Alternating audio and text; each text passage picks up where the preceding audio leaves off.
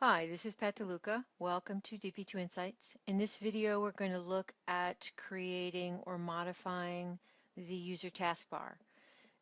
This is a way that labs can customize the user interface so that, as an example, an operator can have their own category, and I've got a couple of examples here.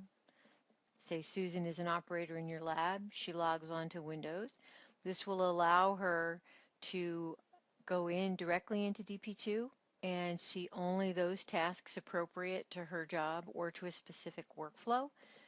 It allows you to teach them only what they need to know, or keep them away from tasks which they might accidentally stumble upon, and in addition, be able to eliminate all the clicks that it takes to get where they need to go. So to do that, go to the admin taskbar and go to user tasks. The user task data table by default displays all of the tasks and categories that we see in default in the user taskbar. To add a new task or to add a new category for a user, which is the example we're doing, I'm going to simply right click and say add task. Drop down for different tasks includes the tasks that are by default in DP2.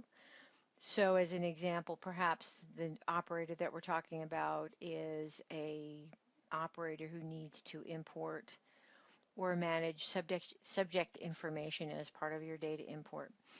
The user can either be any one of those specific logon addresses, in which case that functionality would only be specific to them. Some labs might do that for administrators. The asterisk will make it available to you, not to every operator, but to the administrator in this data table, so that you can assign a specific task in this way. The function subject info import, this is AccuNet AG by default, which is where I picked it up.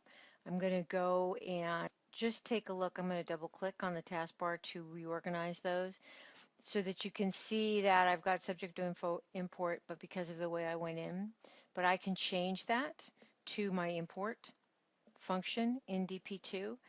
Notice that do have to enable these. They're by default user defined.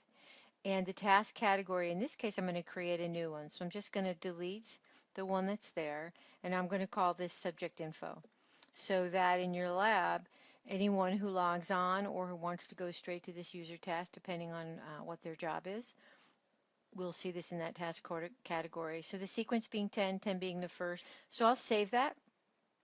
What I'm going to do again is add another task to that same subject info task category that I just created. So I'll add a task, but this time I'm going to actually just do subject info. I can use the drop down to get there, but I'm going to just go ahead and set it there. I'm going to identify my user. I'll leave it at import, which we know it's part of that task category anyway. And then I'll leave it with my subject info task category, and I'm going to go ahead and save that. The next one, depending again on what the workflow is for this particular operator, I'll go ahead and I'm going to duplicate the subject search. So I'll go ahead and duplicate that one in this case. So it fills in a number of the categories. I'm going to say user defined because I'm going to change it from order entry to subject info, which is my new category. Once that's done and saved, I'm going to go ahead and I'll make this one, I think I've done 3, so I'll make that one 30. That original subject info that I started with is 10. And if I go up here, here's my other one, which is subject info import, which stays at 10. This is not a primary key. But I'm going to put it at 20 so that I can organize those the way that I want them. Close the data table, go to categories. And once I look at categories, I can see that my subject info taskbar is there. And there's my subject info import and my subject search. And that's really all there is to it. Again, it allows me to create a new category and create the tasks within that category in one simple set of steps. Thank you.